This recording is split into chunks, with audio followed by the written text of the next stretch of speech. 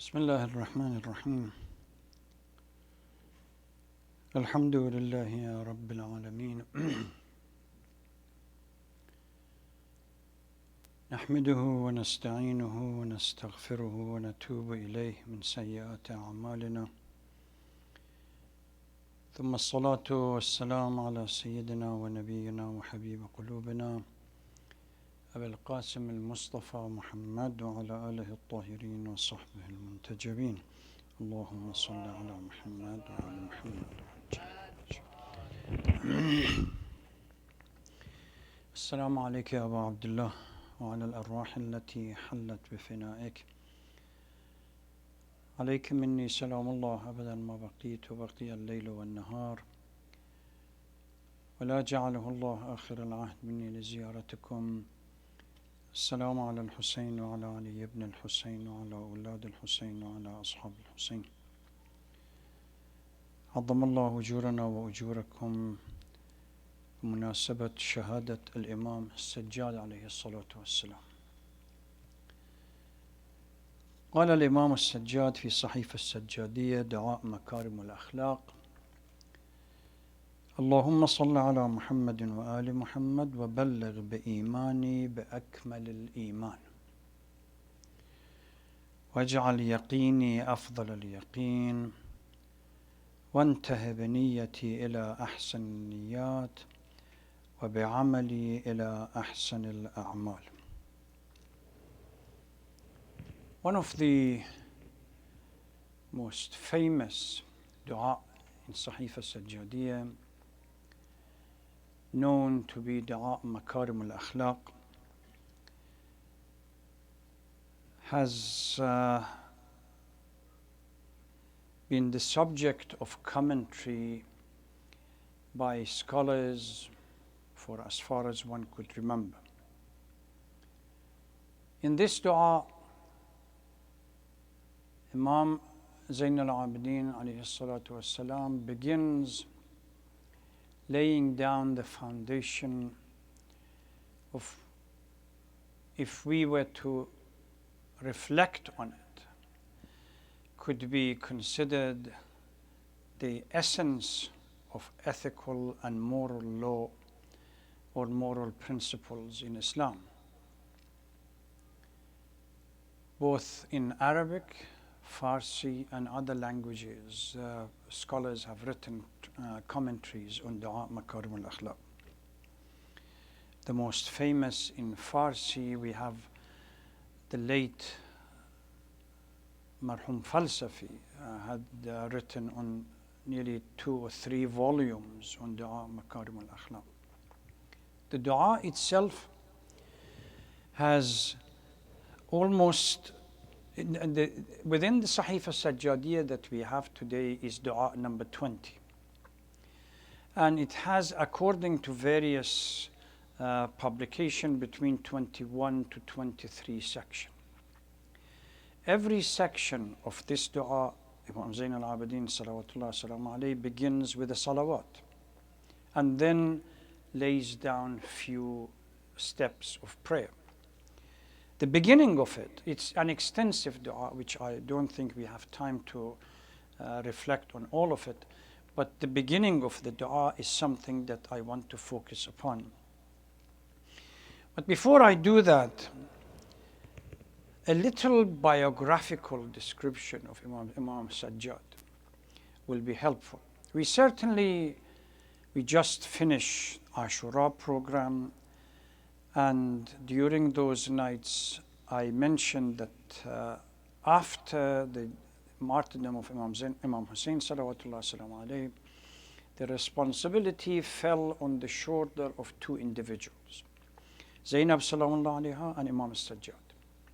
But because Imam Sajjad was not in a healthy condition at the time, was weak, the primary responsibility was on the shoulder of Sayyida Zainab, Aqila Zainab salamullah alayha. But as they went from Kufa to Sham, and Imam felt a little bit better, the most famous stance in Sham, following what Sayyida Zainab Aqila Zainab talked about, and the sermon that she delivered, complemented by a sermon which Imam Zain al-Abidin delivered. There are few things about the life of Imam Zain al-Abidin that normally we really don't have. We don't spend time to understand it. Few controversies. Number one, the Iranian in general is taken that his mother was the daughter of one of the king Sassanid, or the last Sassanid king that was defeated in the battle with the Muslims, and she was taken prisoner. The story goes that she was taken prisoner, brought to Medina before the second Caliph Umar, and the conversation that was delivered, ultimately she was given the choice to marry, to choose whomever she wanted, and she identified Imam Hussein to be the partner. Personally, I consider this to be myth more than a real factual things, because the battle with Iran started during the life of Abu Bakr and continued until the final defeat in the year 30 after Hijrah during the life of Uthman. Assuming that even they were captured and brought to Medina during the life of Umar, as the story goes, and married Imam Hussein salawatullah salam alayhi. Imam Zain al-Abidin, according to the historians, was born on 5th of Sha'ban 38 after Hijrah. Even if we say between that period, during say 20th after Hijrah, 18 years, no child, nothing, she wasn't able to conceive, and then suddenly around 38, 37 after Hijrah, she became pregnant. I do not see this as realistic. So the story is more of a myth, and I'm not the only one. Huge number of now historians have gone through looking at historical fact, and they say it cannot be the case. So this notion that Imam Sajjad's mother was somehow the daughter of Yazdigerd, one of the kings of Sassanid king, is not, could not be supported factually. That's number one. If he was born the year 38 after Hijrah, that puts him around 24, 25, and not more than 26 years old during the Battle of Karbala. This issue has to be addressed. The second issue that we really need to deal with, a complete departure of Imam Zain al-Abidin after the event of Karbala, and from what I call military means or strategy to return Imam back to the Ahlul Bayt, after the experience of Amir al-Mu'mineen, Imam Hassan and Imam Hussein. Imam Sajjad realized that so long as we don't have a strong base within the Muslim community, within the Shia community, that they can stand up and defend Ahlul Bayt and support their military takeover, there is no possibility whatsoever of military means to take back the leadership from Bani Umayyah or anybody else. Imam Sajjad began what I call a struggle to educate the society and make them familiar with the basic values of Ahlul Bayt, because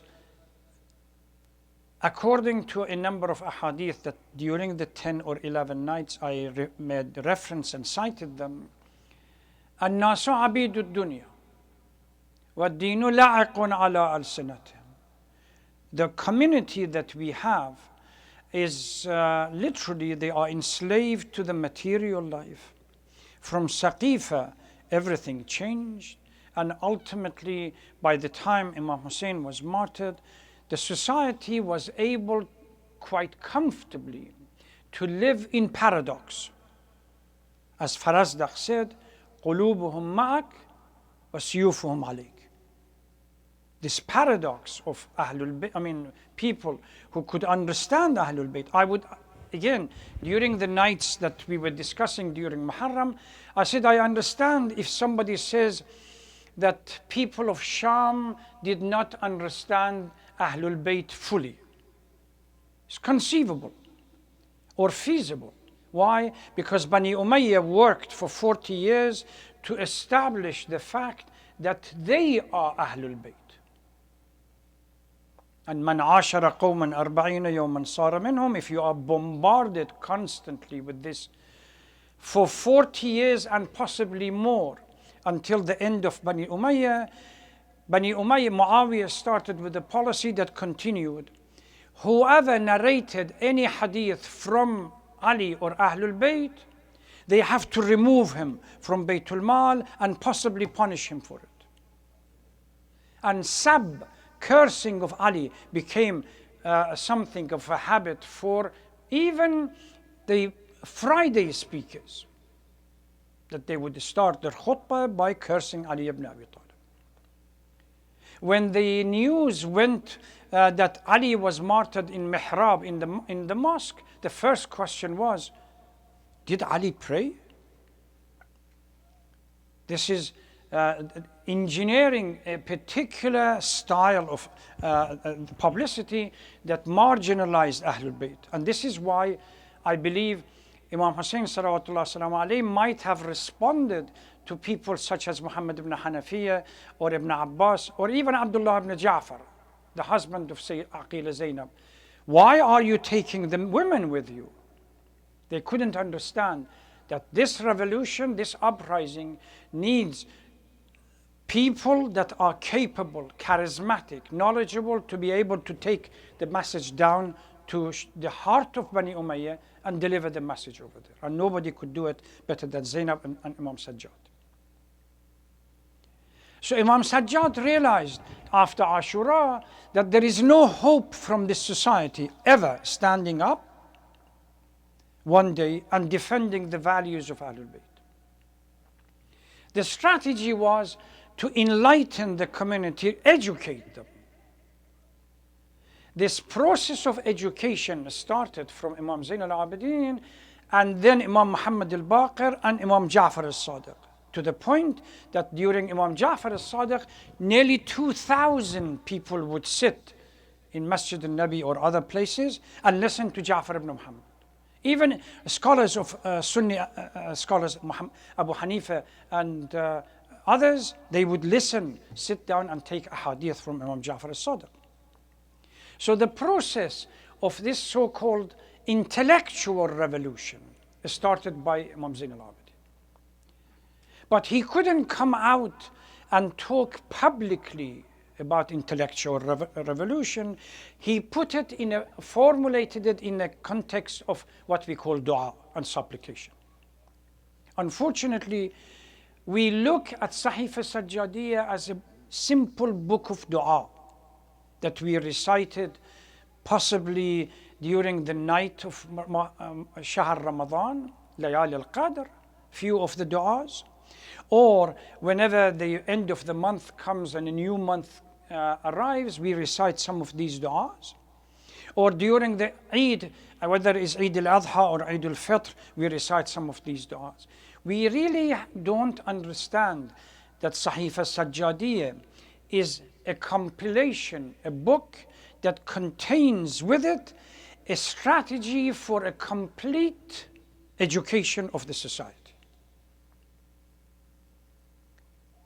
When we talk about this dua number 20, Makarem al-Akhlaq, Imam starts giving us answer to 4 what we call existential questions. What are they? Number 1, Whom should we ask and offer prayer to? That's number one. What kind of prayer we should ask?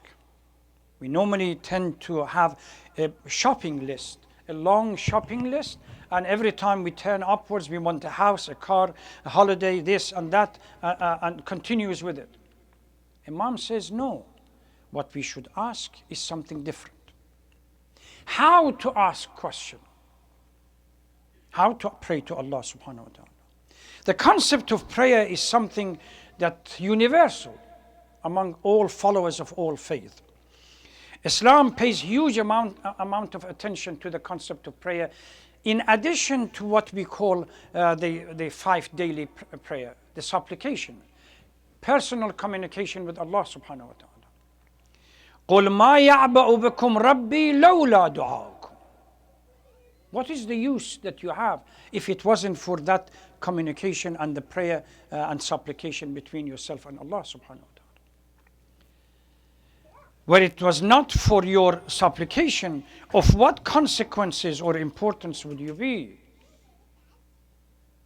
Prayer plays a major role. So that's something. The use of prayer and supplication to search for peace and find purpose in our life is a natural part of human life. This is why we have, you search, walk around the world, wander over the earth.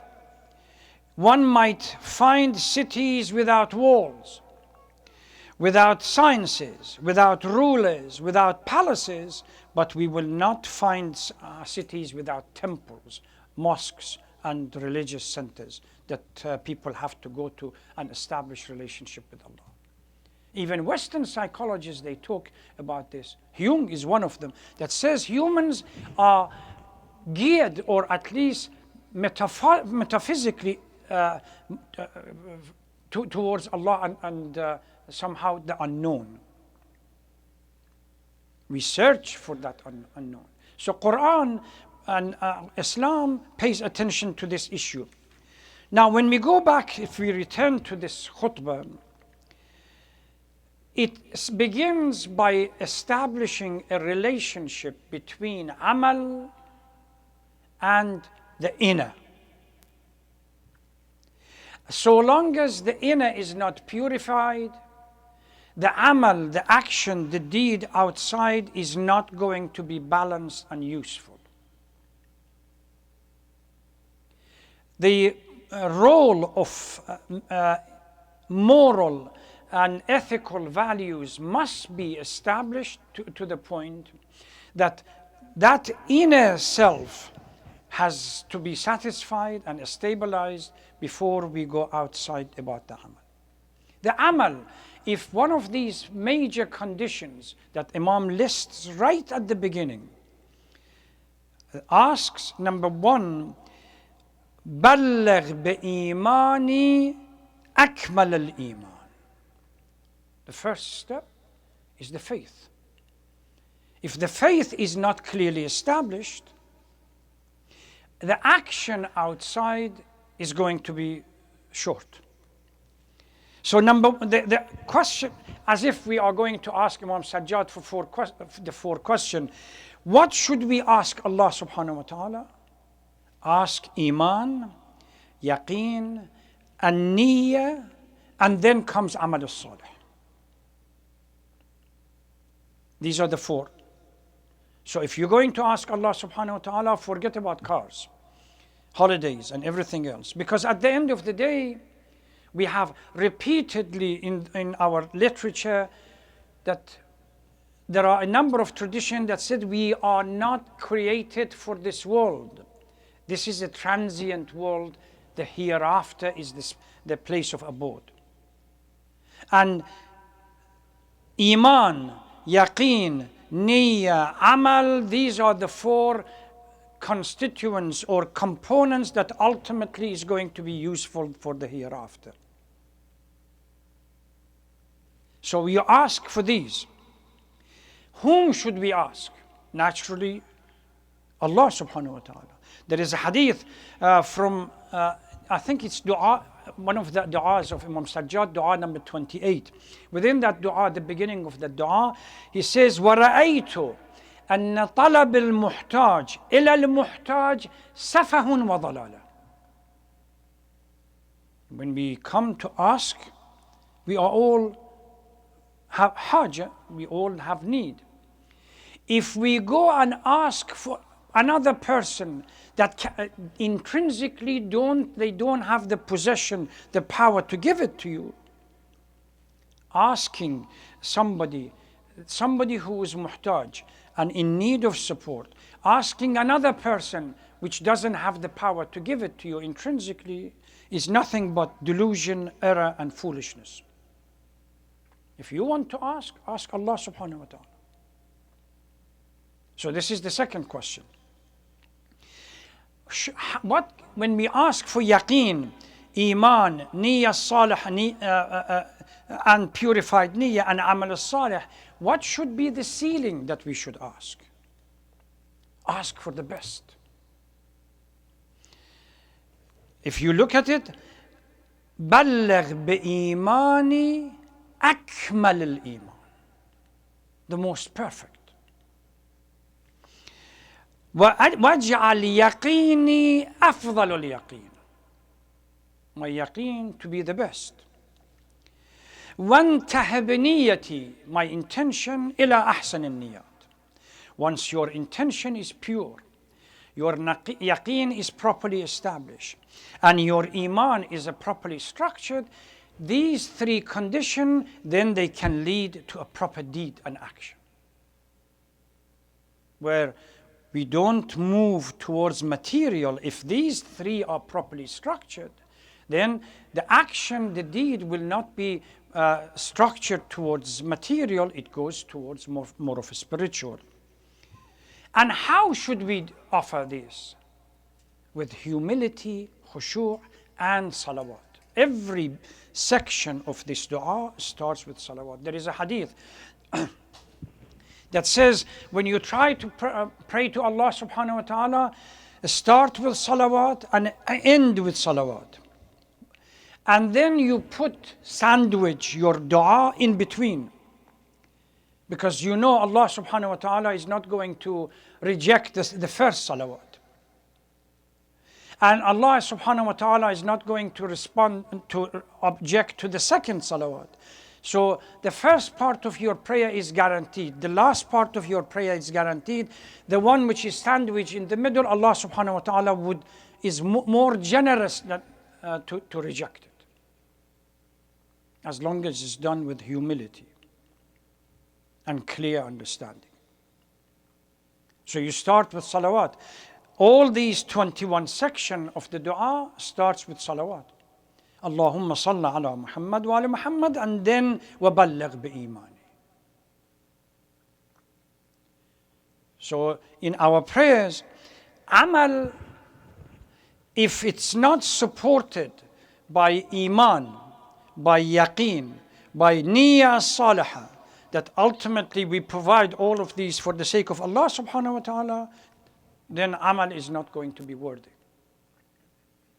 There is a hadith from Amirul Mu'mineen salawatullah salam alayhi that says, إِذَا رَأَيْتَ اللَّهِ يُونِسُكَ بِخَلْقِهِ. If you see Allah subhanahu wa ta'ala makes you comfortable with the people around you, but يُوحِشُكَ مِنْ ذِكْرِهِ, but you are frightened to submit and remember Allah, فَقَدْ أَبْغَضَكَ. Allah subhanahu wa ta'ala doesn't like you. When Allah subhanahu wa ta'ala wants someone, then أَشْغَلَهُ بِمُحَبَّتِهِ. If Allah wants you, constantly make you remember Allah subhanahu wa ta'ala, day, night. We tend, unfortunately, we have gone into a habit that even our daily prayers with the wajibat, because we have repeated it so many times, it has become a habit.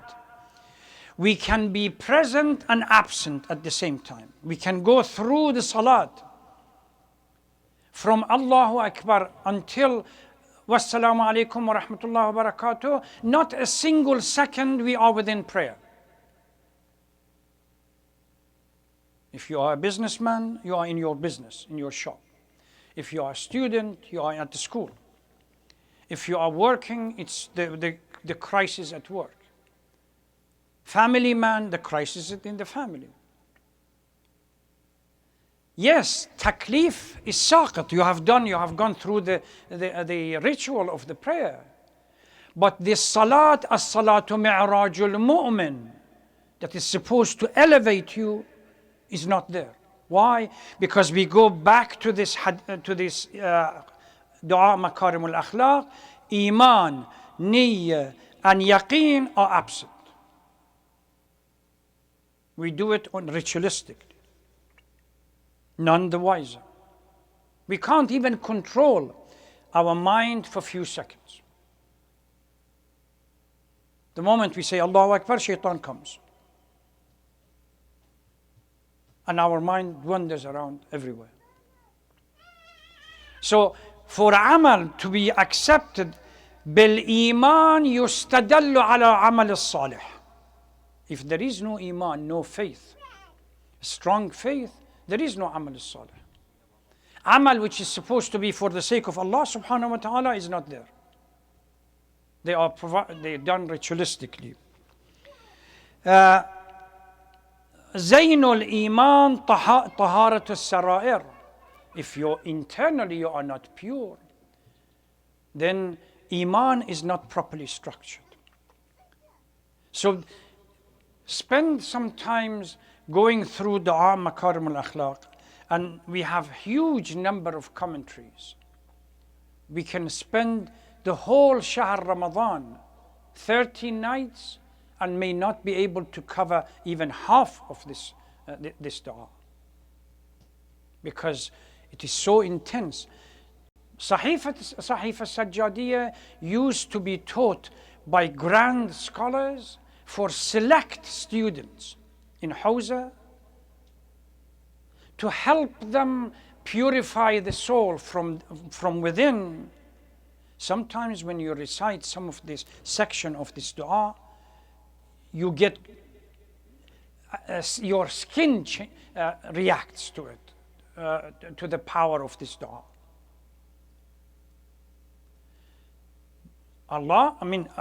Imam is telling us that we should submit to Allah subhanahu wa ta'ala, surrender, and in all humility ask Allah these four major things to begin with, as the essence, the foundation of your akhlaq, ethical and moral principle.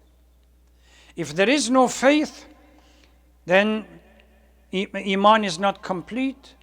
One component is missing. If yaqeen is not there, then we have a problem. Karbala represented this kind of character. People who deep down we were not convinced. Otherwise, how can you see the grandson of the Holy Prophet, and you have been with the father, with the brother, about various battles that they have been there, and yet position yourself with Umar ibn Sa'd? There is no proper iman. قالت الأعراب آمنا. Islam makes a distinction between Islam and iman. True faith is an organic matter that comes from the heart. Islam is purely paying lip service to the faith. وَالدِّينُ لَاعِقٌ عَلَىٰ أَلْسِنَتِهِمْ, as Imam Hussein said. So long as deen does not infringe on the personal space and tries to create some kind of crisis or limitation, we play with it. We claim to be faithful. But once the faith, iman, comes in and says, no, you really have, this is a question of haqq and batil. Imam stood during his time, now it's this haqq and batil, where do you stand? And requires sacrifice, whether physically, materially or anything else. Now we step back because yaqeen is not complete. Niyyah is not salih. We are not doing it for the sake of Allah, purely for the sake of Allah subhanahu wa ta'ala. And then ultimately, when we're going to ask Allah, we don't ask the right question. And we become despondent very quickly if Allah doesn't grant us our wishes. And you wait until Shahr Ramadan comes and the Layal al-Qadr and sit and ask people what kind of question they have. It's all search and circles around the material life. This notion of akhlaq, moral living, and balancing one's life so that we can organize ourselves. The heart is stable, and once the heart is stable, everything else becomes stable, and our actions will be useful, requires huge amount of time and effort. Don't look at Sahifa Sajjadiyya as just purely a dua, a supplication dua, that you do it willy-nilly whenever you don't have anything else to do. Spend some time reflecting on take one dua, a short one, and reflect on it and see what the imam is talking about.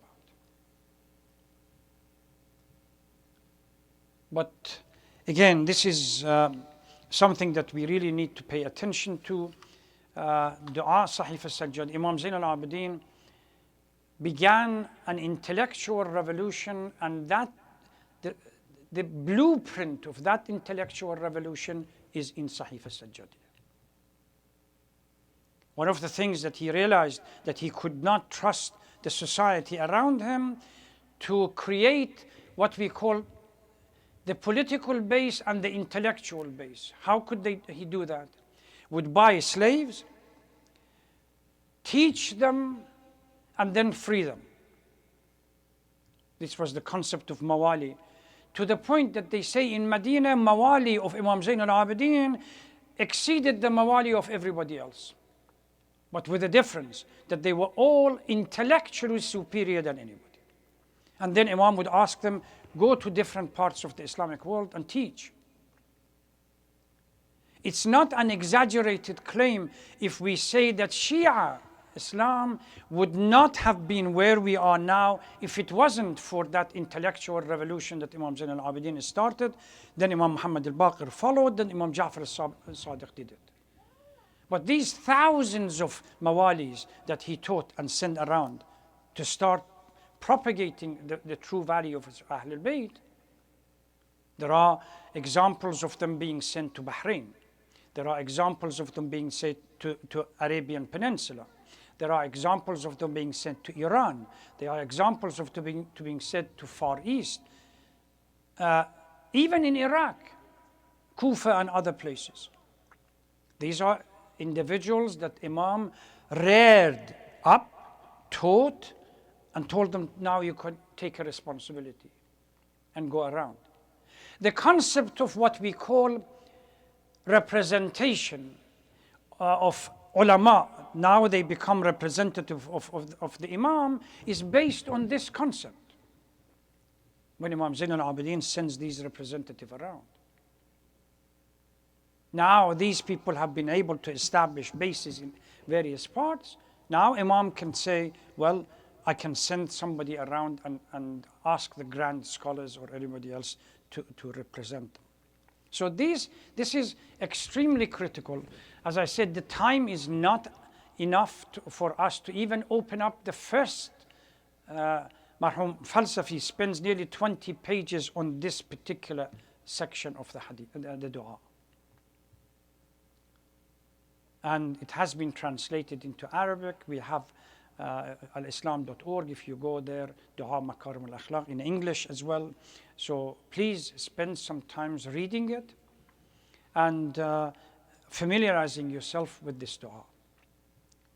We ask Allah subhanahu wa ta'ala to protect all of us and enlighten us, because we believe that A'imma alayhum as-salam, they all had the same goal. to protect Islam. Their strategy might be different, and that depends on the circumstance and the situation that they were in. The strategy of Imam Hussein, salawatullah wasalam alayhi, Imam Hassan, Imam Amir al-Mu'mineen, was a military strategy to take return the Imam back to the right path through the military power. It didn't work because people were not ready to sacrifice. Imam is equally worried about Islam, Imam Sajjad, Imam Muhammad al-Baqir, Imam Sadiq, and the rest of them. But depending on the circumstance that they live in, they have to change the strategy to produce the result. Imam Sajjad laid the foundation for what Imam Muhammad al-Baqir, Imam Ja'far al-Sadiq did. And Imam Ja'far al-Sadiq laid the foundation for later on other Imams. Otherwise, we would have been in huge problem. Spend some time reciting this dua, both on a matter of spirituality and understand the context of this dua, particularly this one, so that it would help us to open up our heart and surrender to Allah subhanahu wa ta'ala. As the hadith would say, Zuru fillah, Jalisu fillah, Wa'atu fillah, Wamna'u fillah. Everything that we should do should rest on Allah subhanahu wa ta'ala. Only then we can claim to be a true believer.